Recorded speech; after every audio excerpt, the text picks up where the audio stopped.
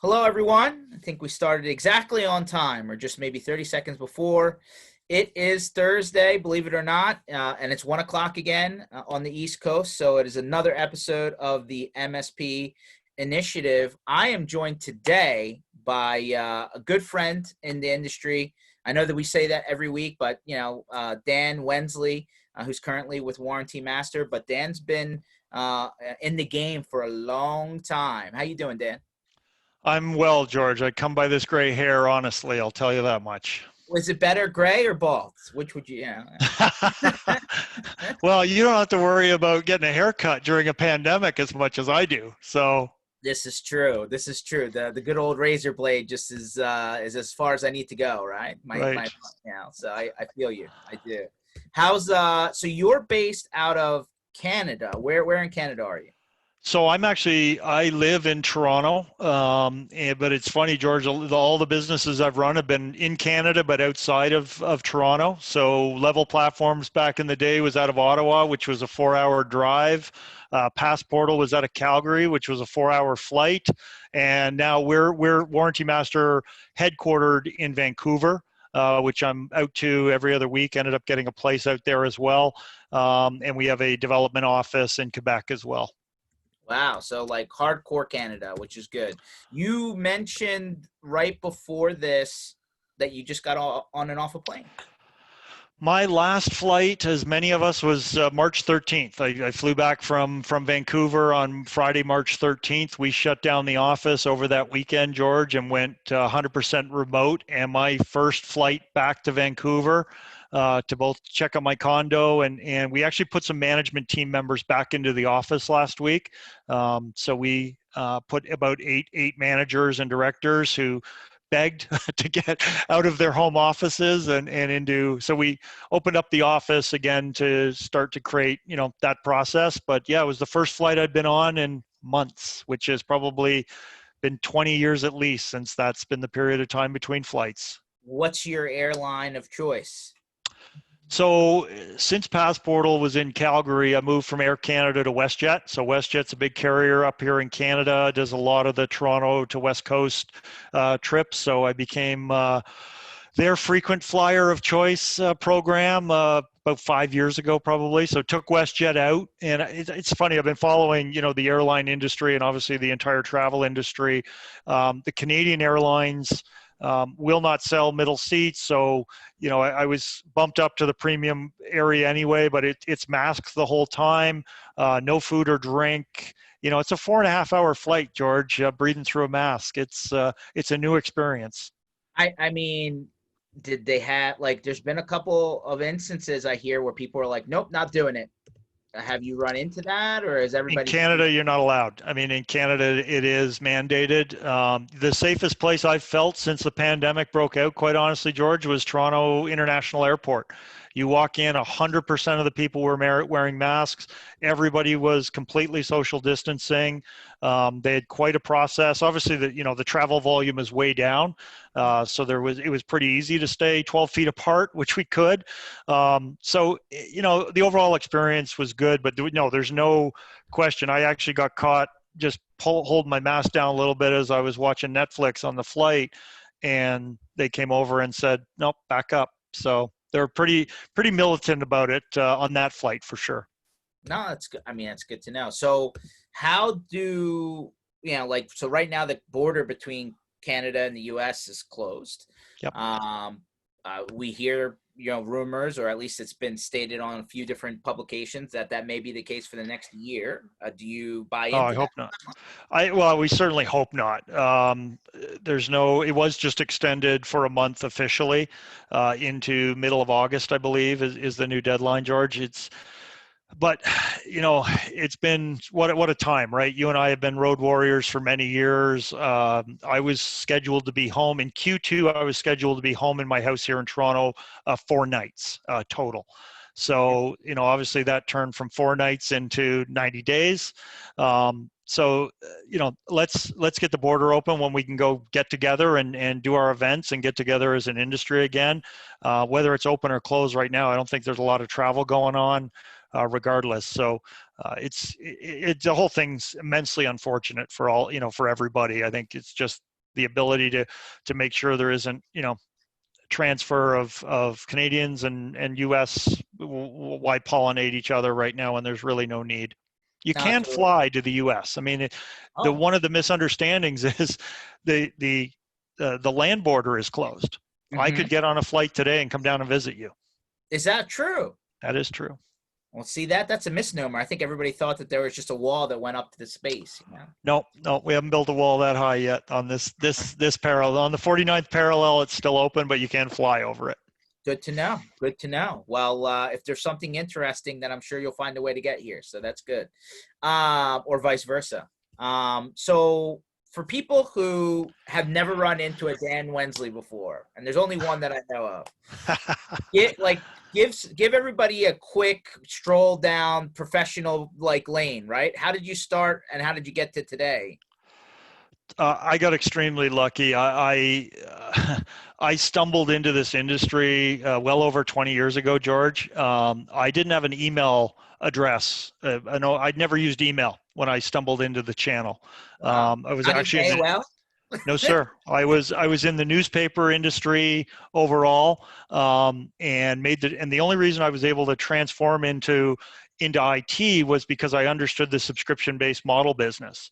And ISPs of the time were subscription-based models. So I was able to translate knowledge around subscription-based businesses into the ISP community, and that gave me my start. And then I learned email, and I've been privileged, George, over the last 20 years working with some of the best people in our industry.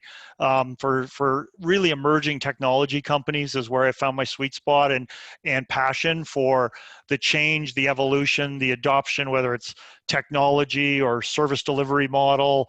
That's what has inspired me. And I've been lucky, with Warranty Master, with Passportal, with Level Platforms over the last 15 years to really, have an impact, I think, on the industry. So you literally came out of the print newspaper business. They probably didn't even have websites up and running at that Oh, point.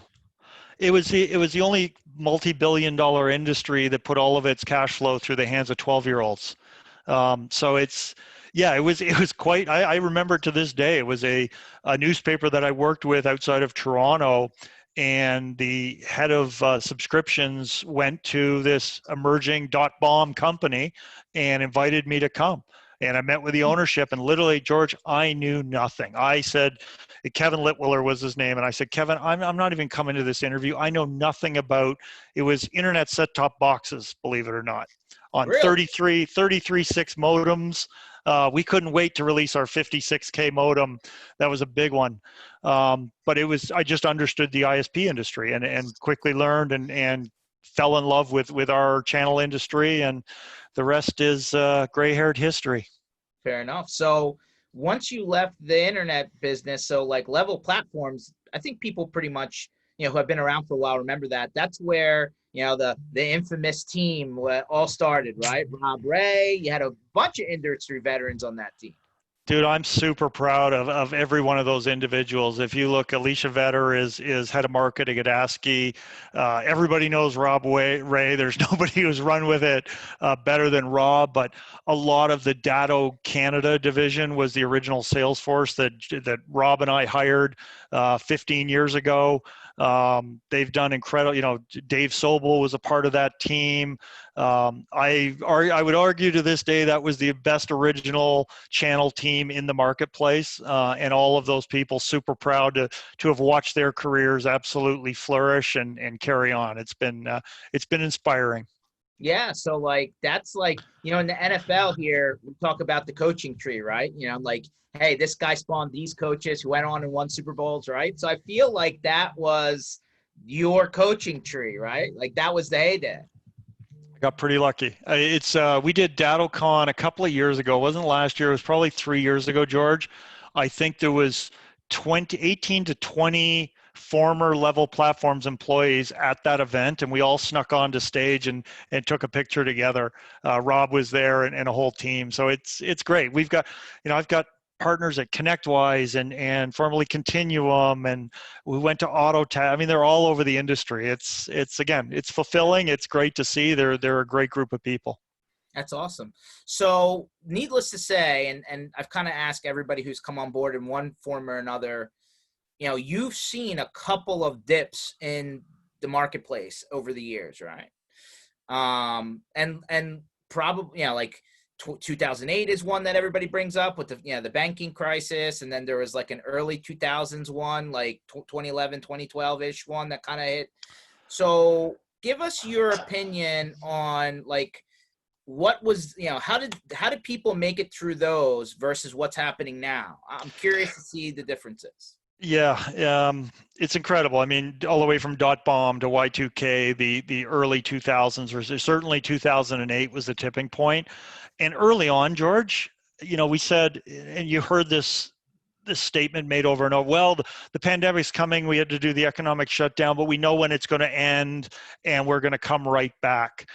Certainly one of the things we've realized here lately is that it's not going to be that cut and dry. There is an economic downturn. I will tell you that I look back on 2008 as being an accelerator for our industry. I think it accelerated. It was a hard time. There's no question about it. But it matured the industry very quickly.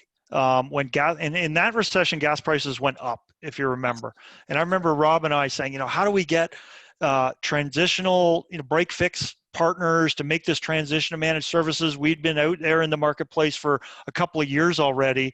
And the tipping point was, can you afford to roll a truck to your customer anymore and not get paid? Mm-hmm. And so it actually did accelerate. The sort of the transient revenue of break fix, George, was not going to work in an economic downturn. That drove recurring revenue, that drove managed services. And again, I think, what we're going through here, I'm sure everybody's used the word unprecedented on your show over the last couple of weeks. That's because it's true. But there are so many great stories of innovation. We're going to come out of this better because of it. I saw at Warranty Master, I've been here, 13 months, George. And in talking to partners, I started 3 days before DattoCon last year. And I walked into DattoCon. That was a quick huge. turnaround. The announcement Right, came out, you were at that out. Yeah, I was there. But it was incredible to talk to partners and to have that environment that DattoCon put on for us, George, to talk to literally hundreds of partners of Warranty Master and learn the business and learn our value to those partners in such a short period of time. And one of the things that they really identified was, wow, you're really helping us drive hardware replacement revenue, and we've never done hardware as efficiently as we had previously. And you and I have been around long enough to remember when managed service came along, we kind of said, who needs hardware? Forget hardware, right? It's about recurring revenue. It's about services. I talked to many MSPs. We're out of the hardware business. We'll give it to CDW.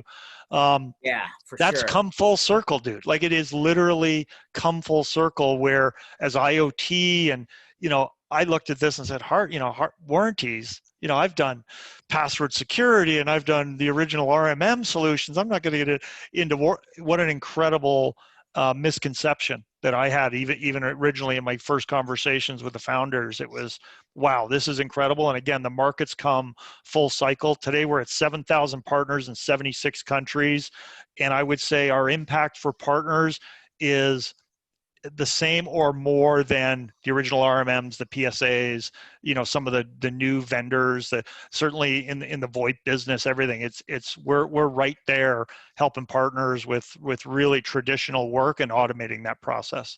Well, I mean, so zooming out a little bit, when the pandemic hit and everybody went and scattered like ants, you basically ran out of places to buy stuff. Like, you couldn't even get stuff for the most part. Like, there was a bit of a shortage in the supply chain, if you would. Like, you could go to the electronics store and cross and hope that you could find something for it. So one of the things that seems to be coming up, like when you've, back when they first started this company, since we're on that topic, like, one of the things that people always struggled with was, and I'd like to get your opinion on this, since this is what you're doing.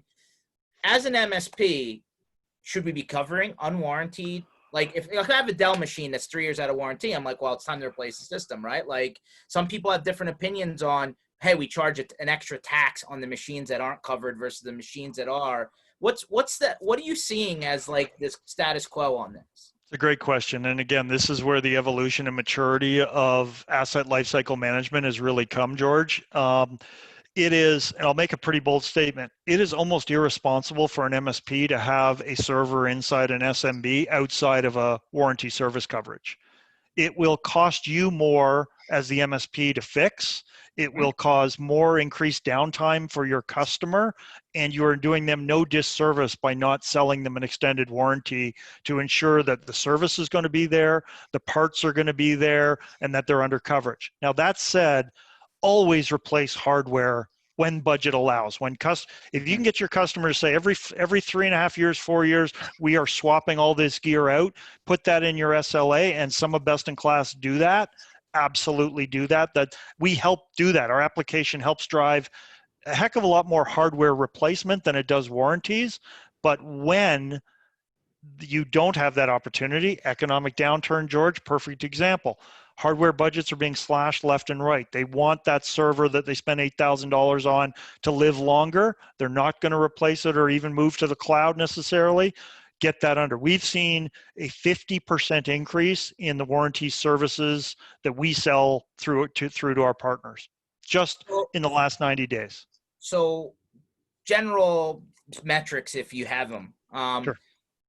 Workstations versus servers. I assume people extend their servers more than their laptops and desktops. Today, yes. Is that going to change? I believe so.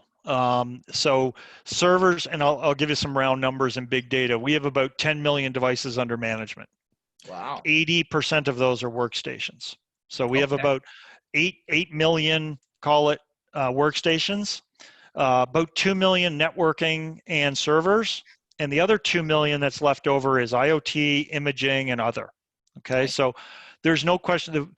Now, when you have workstations that are 80% of the assets, and they're not going to replace them as readily as they normally once would, is extended warranties on those workstations viable, important, going to help you drive top line revenue as an MSP and protect your customer? The answer's got to be yes. So I think, again, in an economic downturn, we've been known as a warranty lookup tool. We've been known as a hardware forecasting and replacement. Warranties has done really well for our partners, but a small percentage of them, frankly, to date, George, that is growing exponentially. We have had more partners buy their first warranty from us, again, in the last 90 days than ever before. And we've also seen, again, a 50% increase in total volume. So let me ask a question then. Like, when I go pitch a customer a new computer, right? There's multiple different options. There's send it in for repair. There's somebody comes to me to repair. Like, so sometimes the MSP's like connected with the manufacturer, and the manufacturer like pays them to go do the hardware replacement. Like, what is this? Like, what is the level of warranty here? So let's take servers as an example. So we offer next day shipping on all parts. So the majority of partners, they know what's wrong and they need the part. So having under an extended warranty, you can have a technician go out if you don't diagnose the problem yourself, or you can have just the part shipped to you immediately. So as the MSP in servicing your customer, you've got the part, you can go in to service it, but hundreds of our partners also have the warranty services group go out and do it. And we even saw this during the pandemic, George. They were PPE prepared. Most local MSPs weren't arguably prepared to walk into a pandemic. By doing it with a services division that this is all they do, we were able to walk in and protect a lot of MSPs as well. So there's nothing but a win-win-win. To your point, I want my customer to replace their hardware. We help them identify that and report on that. But again, in an economic downturn, or just they want to put it off for a little bit, get it under an extended warranty. It's revenue for the partner. It's more security and more uptime for the customer. So two things immediately just came to my head. One, why this route versus going back to the manufacturer and trying to extend it through the original source? That's number one. Hold on. And number two, let me just get out of my head because I'll forget it. Number two, why this versus the other mentality, which is stock parts on the shelf, and just do it in-house? Yeah, so let's take the first one. So one of the things that Warranty, far before I arrived here, one of the things Warranty Master did was simplification and automation, which are two cornerstones to managed services. Not only, we don't just resell extended warranties, we actually automated the entire process for the MSP. When I talk to partners, I said, well, what's it like getting for, okay, I got to check that dashboard, then I got to go to the OEM website, then I've got to go back. It was it was cumbersome at best, George. At worst, it cost you a ton of time. And frankly, one of the reasons why extended warranties weren't as popular as they were is too much time and effort. So Yeah. we completely automated that system inside the application. You can go from identifying the opportunity to clicking a couple of buttons, having the warranty coverage done, and making your margin immediately. So automation is key. We do have partners who use us and only buy OEM. Do I think it's the right thing to do? It's totally up to them. I had a great lunch with a partner last time we were allowed to travel to an event. Said, Dan, I'll never buy non-OEM. That's fine. Guess what? When the economy turned down, OEM prices here, we're able to offer it here at higher margin. So if you want to save money for your customer, we're a great option for that. But I would never profess to say if you only want to do OEM, go do it. Our application can still help you sell more of that. Okay. And then, but what about, again, the guy that says, hey, I'm going to buy the computer with whatever the warranty that it comes with, and then I'm just going to start stocking hard drives and power supplies and RAM and, what? If you've got money to invest in capital expenditure to sit on a dusty shelf, rather than monetize it to provide the service, you actually want to sell to your customer. So that's only a cost center for you, not a revenue center nor a profit center. So it's saying, hey, Mr. Customer, I'm not going to put you on a warranty. Don't worry. I've invested tens of thousands of dollars in equipment, and I hope I've got the right part at the right time. The more money you have, I guess the more option you will. But why bother? Why do it? There are stocking stations all around North America. They do this for a living. Go sell the service to your customer rather than taking on the expense. uh, lo and behold, our friend Tony pops in with a couple questions. So here we go. I watched Tony's session last week, and I didn't bug him with questions, but Okay. I appreciate it. All right, here we go. Question number one. What tools will Warranty Master use to assist MSPs in managing customers and their equipment warranties? So I assume that, tools meaning, Tony, maybe you can Integrations. clarify. Are you talking about, their I PSAs? speak, George. I speak Tony, so I think I know what he was asking. Okay. I think he's talking about integration. So to collect the data again, the original concept of the platform was as a warranty lookup tool, George. Yep. Many of the RMMs look to try to do this, but it's very complex. You need diversity of integrations across all the platforms, all the RMMs, all the PSAs, all the documentation. So we aggregate all of that data and then check it against the OEM and deliver that information autonomically right to the partner. That's always been where the deficiency is in this entire process is A, the data collection, but B, actually cross-referencing it with the data from the OEM and giving it to you in real time. Fair enough. Second question, it's a funny one. Does Dan think we will believe that he actually won that hockey trophy behind him? Tony, I love the fact that you asked that. That is a 1953 MVP player won by my father, who was drafted to the NHL. So you're absolutely right, Tony. I didn't win it. That is my father's. There's also a picture of my dad's hockey team right there getting dressed. So anyway, thanks for pointing that out, but that is my father's. Quick question on the rebuttal here. So NHL's coming back. What do you think? What do you think of the plan? I have my Travaris Maple Leafs jersey hanging right beside me here, George. I placed a bet last year in Vegas. I got 12-1 odds for the Leafs to win the Stanley Cup.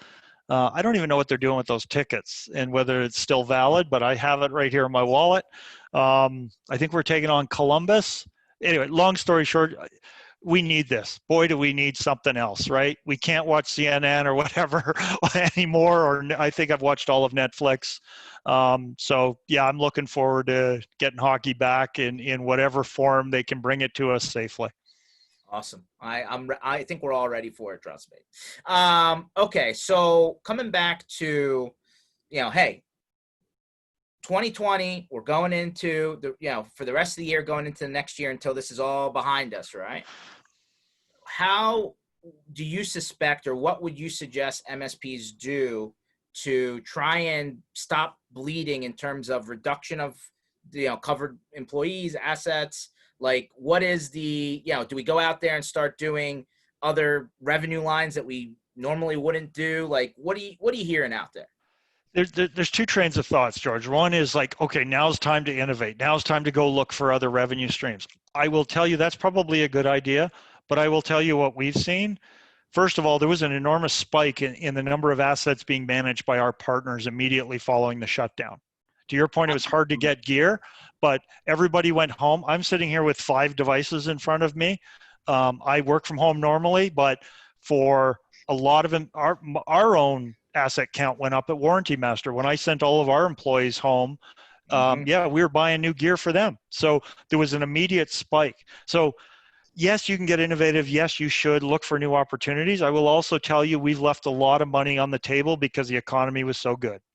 And I think there is an opportunity to retool. And again, self-servingly, warranties is one of the examples of that. We wouldn't be seeing a 50% increase in our sales of warranties if that wasn't a viable option during this period. So get back to basics, lower costs where you can. Operational efficiency remains king. Rob Ray and I were saying it 15 years ago at Level. It remains accurate to this day. And look where you can. The number one thing I've learned from partners, George, listen to customers. I'm listening to partners, and those are being successful. Their common denominators, they've listened to their customers. What do you need? How can we help? We are the trusted advisor here. This is the beauty and the elegance of the channel, is the ability to adapt to whatever market condition we're in or whatever needs that the SMB throws at us. Fair. What is the, there's got to be, from a standardization standpoint, there's a little bit of a wrench in that plan, because the home computers, the residential gear off the shelf from, here in Best Buy for me, right? Like, they bought whatever they could get because there was limited options in the beginning, right? I mean, webcam seems to be the most popular buy on the planet. So like, I got to think that they're going to do what they got to do for now, but in the long term, there's a standardization nightmare coming now. It's a great example, George. This is the trajectory we were on, right? Standardize, get everything operating the exact same way in the exact same environment. Well, this just threw a giant wrench into that, right? It was the kids' computers were coming onto the corporate networks, and hardware, to your point, whatever they could get their hands on was being added. New devices, IoT has exploded. So I think, again, we were on this trajectory of standardization. Diversity isn't a bad thing as long as you can monetize it. The only reason we were going to standardization was because it would lower our service delivery costs, because we could process drive everything if we always knew what the gear was. Well, that's out the window. So how do I monetize my MSP now? Guys, you just threw added complexity into this network. I'm here to handle it for you. It's going to cost X, Y, and Z. So would you tell people that, so number one, it sounds like there's a balance, Stan. Here's where I'm coming from. There's the, hey, I don't want to kick you while you're down mentality, but there's also the, I need to get paid for my work mentality, right? How do you, is there a blueprint for how you kind of give people a break versus charge them? I mean, there's not, it seems like there's 1,000 ways to slice it. There is. And if you find the blueprint, George, let me know. But I will tell you that if you're not going to generate the revenue because they don't have it, they don't have the cash to give you, that's very different than, hey, I'm struggling a little bit. Can you help me out? We're all struggling a little bit. Can I help you out? If somebody can't pay you and won't pay you, that's a very different discussion than, hey, I'm just looking to cut costs. I would argue, and I know MSPs should be able to validate, IT infrastructure is mission critical. And I'm not going to look to take budget necessarily out of my IT, because that, if I don't have Zoom right now, George, I'm out of business, right? Yeah. Slack and Zoom are keeping all of us going right now. So it is mission critical. So it's value versus, expenditure and price point. But again, we used to say in the day, George, fire your customers who won't go to managed services. Fire the ones who aren't profitable. that hasn't changed. And if they're not profitable because they can't pay you, yeah, you don't have a business relationship unless you believe there's opportunity to pull through with them for value at the other end, right? So it's an ongoing balancing act. No, okay. So let's follow that thread for a second. What is your opinion on the bronze, gold, silver? What's your opinion on the multi-year versus the, exit whenever you feel like? And then with that in mind, there's people who have used the, hey, we're just going to add time on the back end, or, hey, we'll defer your payments until, right? So I'd love to understand your opinion on just the blueprint, right, that everyone seems to have been following. And, does it make sense, that strategy? Well, let's start with the long-term commitment, okay? So what was the long-term commitment supposed to do for us, George? Protect our revenue. Well, the pandemic comes along, the economic downturn. You don't think there's long-term contractual customers coming back knocking on your door saying, hey, so did it actually protect you? No. Did it give you some legal probably coverage? Sure, if you want to go down that road. Nobody's rarely going down that road, right? So I think the misconception and belief that a long-term contract protects you in any way from something like this that happens, which does happen, this is the longest period in, I think, U.S. economic history where we hadn't had a recession or an economic downturn, right? 08 to 20. So I will tell you that when I joined Warranty Master, one of my first mandates was we need to make our partners understand we're a revenue generating application, not just a lowering cost operational efficiency application. Because I said back in 19, if and when, and I expected a recession to hit at some point during my tenure here, if we're only a cost savings application, we're going to be gone. You need to be driving revenue, and we really doubled down on that. But I will tell you, we've doubled down on it again here since the recession, because we were doing a pretty good job telling partners. A lot of partners were seeing us as a revenue generator, but not enough were. And now we've really been beating that drum and hopefully helping more partners. But it was the economic downturn that really, put the fire under our butts to get out there and make sure that message was communicated. It's interesting you say that, because our friend Tony, who says that he loves you, by the way. Why don't we just bring Tony on this thing, George? Why don't we just invite him in? Should we? We should. Bring him in. Promote to a panelist. Let's see if he's Let's see if this works. Hire, right? We can just add him onto the call. Tony, whenever you're ready, feel free to join us. I've escalated you there. But in the meantime, one of the things Tony was saying last or on Tuesday was, hey, MSP should be evaluating their stack of vendors, software, tools, apps, whatever, at least every 3 years. And then we started talking about what that looked like. So to your point, I guess your advice to the other vendors in the space is, hey, providing value in terms of saving time and economy is great, but if you're not revenue generating, you're going to be the first one cut when they're looking, kind of thing. We saw it in the RMM business. When 2008 hit, George, we had partners leaving us, and Rob and I both sat there and shook our head. How is this possible? We were a foundational remote monitoring and management platform, and partners are saying no. I'll never forget the quote, George. One of the partners, who I know to this day, said to me, my CFO said, if it's not revenue generating, get rid of it. And I fought with this guy, said, look, we're the foundation. We're lowering your costs. You're just getting into remote versus, transient break fix revenue and having to roll. He said, no, that was the line in the sand. If it's not revenue, and I'll never forget that statement. Wow. If that's pretty clear cut, there's no room in that statement. That's interesting. So then let me go to this other part, right? There's this idea that we all drank the Kool-Aid too hard from an MSP view, right? The idea, there he is. There he is. There's an idea. Let me finish this thought, and then we'll have Tony, give it some love.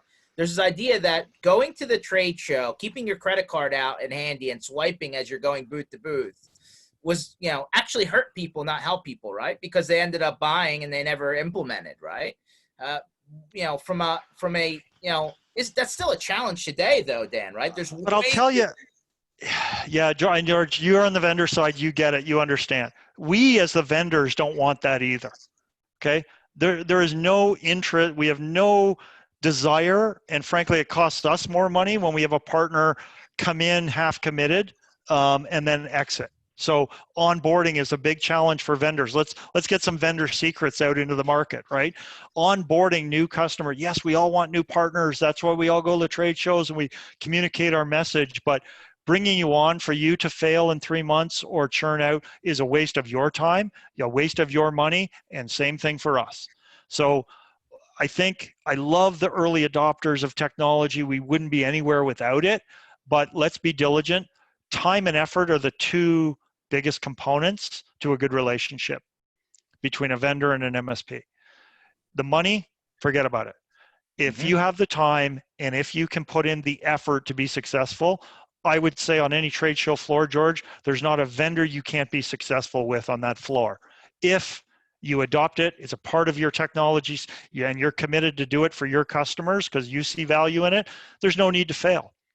The amount of partners we had back in the RMM days who went from Kaseya to Enable to Level Platforms to SolarWinds to GFI. It's still happening, man. Dude. It's still happening. And I think Tony will agree with me. I know why. If you're failing with an RMM, 9 times out of 10, it ain't the RMM, right? We all had our challenges. We all had features we should have had or didn't have or could have had. But make a commitment and see it through and be successful. Interesting. So now I'm going to ask you both the same question. I think you have different answers here. Tony, you don't believe in onboarding fees. Is that correct? Good question, George. Here we go. First off, and I want to apologize about the delay. 2 things first.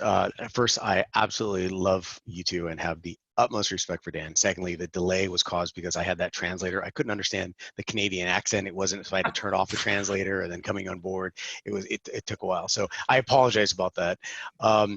And so to answer your question regarding onboarding fees, I believe in the concept of a frictionless commerce experience from A to Z, removing as many barriers as possible while trying to achieve exactly what Dan said earlier about what is driving revenue. Now, cost savings is great. And the reality is there could be a whole bunch of revenue driving actions taken, but if the resources needed is kind of a big investment, especially in today's economy, probably not going to go very far. Little investment for a huge cost saving, or I'm sorry, no investment for a cost saving. That's a kind of a no-brainer. But little to no investment for a revenue driver. Now you're talking, because in any type of economy downturn, there's going to be attrition. And so what you're trying to do is compensate that by either bringing on additional revenue or cutting costs. But Tony, there's a lot of driver buyers that will absolutely take it for free and then do absolutely squat with it too, man. Well, and therein lies the interesting argument, because now the argument is, hey, do you have to have, are you in for more sales? Or are you in for sticky customers? Because what Dan was saying earlier is, hey, they're going to come in and in 90 days they burn. What does that really, what does that really account to? That's the balance, and that's the challenge, Tony, right? Like, George, there isn't a vendor on the planet making money on onboarding fees. Yes, there are lots charging for it. Dan, we're supposed to be arguing right now, so hold on. We're going to. Don't worry, we're going to. I like when I argue with you and you're not close enough to put me to the ground. Onboarding fees are done for a very simple reason: time and effort. And to your earlier statement, George, of don't just walk around a trade show floor with your credit card out. We as a vendor don't want that, and you as an MSP shouldn't be doing it because you're not committed to it. Onboarding is a cost center for a vendor. So if I've got 100 MSPs say, you know what, I'll take a look at that, and I've charged onboarding fees, and I'm going to tell you why. And we have a free trial program at Warranty Master because we're easily adopted. It takes minutes to set up.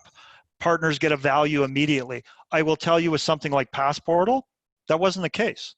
You had to come in, get trained. You can't just load passwords into an environment and not know how to secure them and all the protocols. So onboarding was a requirement. And if I did it for free, I'd go out of business, because I'm just asking, give me a couple of $100 to show me that you're committed to doing this, and I'm going to train to the absolute best of our ability. but I can't make a $200 investment to train you for you to go, yeah, I just, I went over here because I'm looking at this vendor now. That's the only reason why onboarding fees are charged: time, money, and effort. I want to secure your time and your effort with your money. So it's if you had a partner say, I'm doing this 100% and I guarantee you I'm going to be successful and here's how, I'd waive that onboarding fee in a split second. But we as an industry, and this is nothing against, and frankly, it's the advantage of the IT industry that we have to adopt new technologies. We have to look at them. So it's a catch-22. We need to look at new technologies, not all of which we're going to implement are going to make sense for our business. So where's the value? You as an MSP, don't do anything. Unless you are willing to give me $200 to be onboarded, you shouldn't be actually buying it, in my opinion. Because if you're saying, I'll do it for free and see how it goes, that's not a win-win for anybody. I don't want any partner to waste their time and effort. My two-word response for Dan is, you're wrong. Right, no, I'm totally kidding. I'm just trying to be confrontational. Yeah, he's right. I think the automation, the onboarding is critical, and he kind of illustrated that with Passportal, and the ease of onboarding kind of limits the what on the back end we refer to as the non-recoverable engineering fees. And so if we're doing an integration with a company and I'm saying, hey, listen, I'm going to invest 60, 90 days of my time, I have non-recoverable engineering fees that are on the back end that no one will ever see except me and you. So let's do an investment to make sure we're both going to do this together, because we're going to do the heavy lifting, but you got to help me pay for that. That being said, if you want to do onboarding fees or whatever is going to happen on the front end, great. We're eating it on the back end on the integration side. But that's from the technology side. Because Tony, we could charge more for the product and just build in onboarding fees into the price of the product, and then it's not a SKU, it's not a line item, it's not even a conversation. The reason that's not done is because if I build it into the critical, bitter old guy. But if I just build it into the fees, that doesn't guarantee the commitment and the success of the partner later on. Give me the $200 show. I'll put up, $100,000 engineer for an hour of his time versus your $200, and we'll make the success. Let's get in this together as partners. But don't just come in and take time and then, move on. Well, I would argue the demarcation point, and tell me I'm wrong, 6 months. Started IT Nation in November. By May or June of the next year, if they haven't implemented it, that's when it's going to churn out. Well, the interesting word that you used there was partner, and I think that really is such an overused, cliched word, and it actually hurts the term, because what's happening is the partnership is, let's say you do have an onboarding fee, but somebody who's actually a partner invests in that. You know what you're willing to do at that point? Waive the onboarding fee, because they're actually acting like a partner. It's no longer a vendor-customer relationship where here's the charge, here's what you're going to get, but they're actually doing some level of investment. Maybe it's their team is better at onboarding in some capacity, or a level of commit for customers that compensates for the onboarding, the non-recoverable engineering time on the back end on your side. But that partnership experience is so fascinating, and we're more and more starting to experience this with our partners, with our MSPs, and we're trying to do everything we can. Now I have to go get a marketing team and help them market their stuff out, as opposed to just build the cool stuff on the back end. So I love that you use that term, because you're using it correctly. Yeah, it's always been, I had a huge debate over this. It's treat them like a partner, but act like they're a customer. Because what I hate about the term partner, Tony, is sorry, that bad release. Sorry, we're partners. That's not acceptable, right? I need to treat every partner like a client, like a customer, but have the relationship like a partner. We are in this together, but that is not an excuse for any failure. Okay, so here's the next one, and it falls right after this. Tony, you think the NFR should be just part of the deal, right? I would love to hear Dan's opinion on that. I don't know if you were trying to be as divisive between me and Dan as possible. Like, what can I do to completely sever the relationship? Listen, there's no severing. You two come from completely separate backgrounds. You have different views on this. And this is the stuff that's talked about in the hallway. I want to hear it. Let the people know what your opinion is. What's an NFR, George? Would you tell me what? So What, Can I set say us what up. Give me a value of an NFR. well, let me give you my opinion of it, because maybe my opinion is different. Maybe that's what's causing the rift. We'll find out, Tony. So an NFR license, a not for resale license, is typically provided by the vendor to the reseller to consume and internally and almost practice the consumption internally, so it's easier to display and resell consequently. And there's typically a limited amount of those NFR licenses provided by the vendor that's typically traditionally capped Are they off. good or bad? Are they good or bad, Tony? Get to the point. I love them. I think they're amazing. I'm a huge fan of the best way to sell a puppy to a kid is to give it to him for 3 days. You're never going to get it back. I'm a huge fan of give let's say 3 to 5, 10 NFR license to every single reseller. It's good for 6 months. And if they have a customer, great. They keep the NFR licenses capped at 10.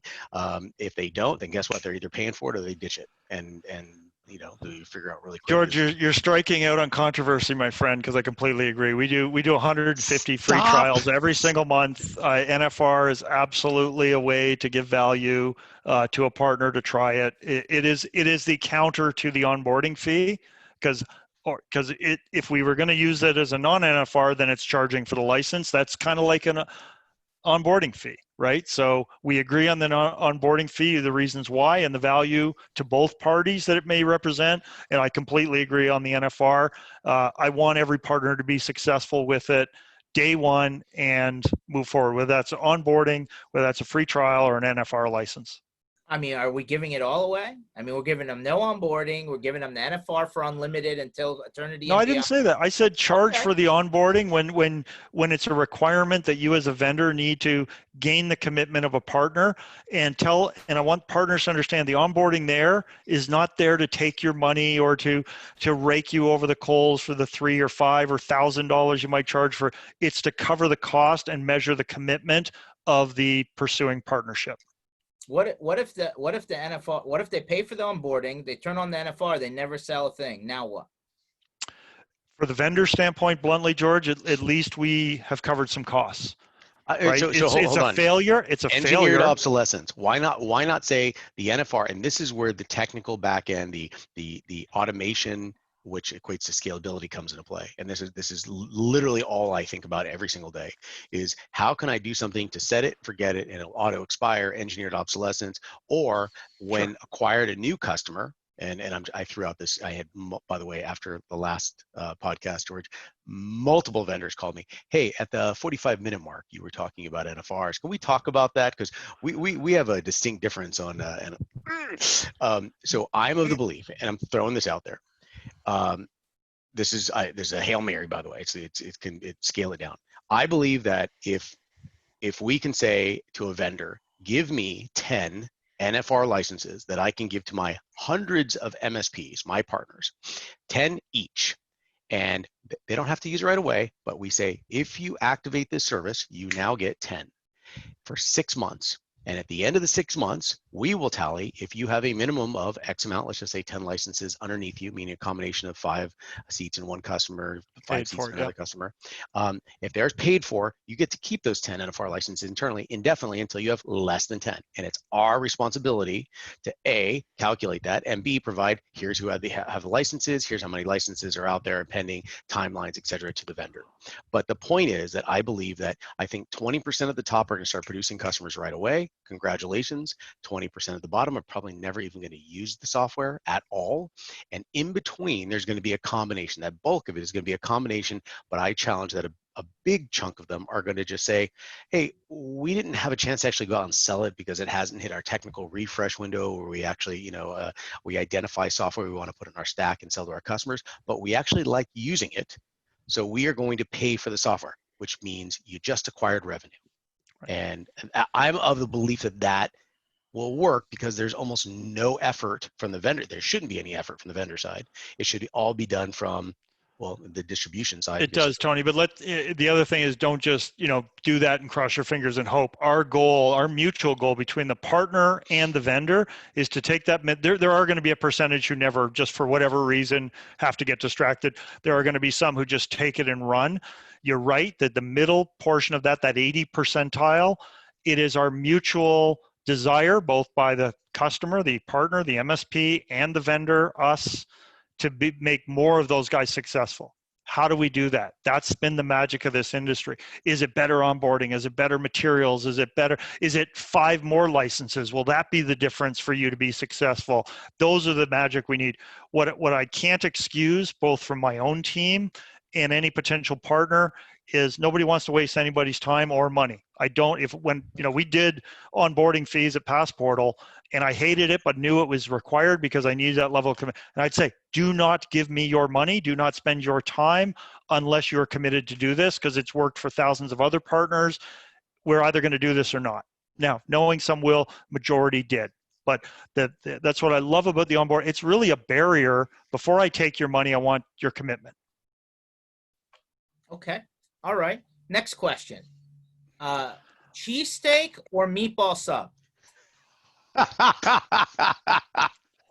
There is for everyone out there listening, there's a story out there, and I'm not going to get into the specifics or the long history of it, but at the end of the day, I never ever thought a Philly cheesesteak was anything. Everywhere I went, it was nothing, and even to the outskirts of Philly, I was like, nothing.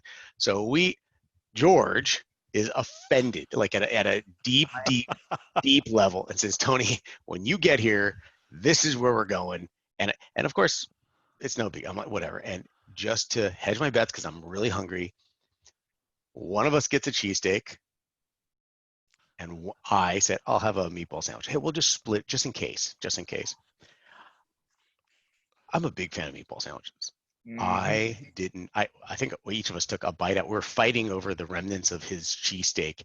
It was amazing. And from that, you have earned a deity status, in my opinion. Like it was magical. It was a life-changing event.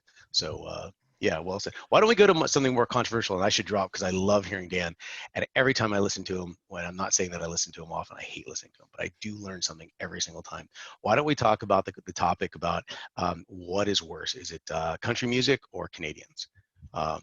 Oof. These are very Our combative questions, Tony, here. Our border's already closed, my brother, so I can get away with a few things right now. No, you guys continue your talk, and you guys are amazing. Thank you for having me on. I really appreciate it. Thanks, Tony. Thanks, Tony. Take care, guys. Got a great session on Tuesday I listened to. Thanks, man.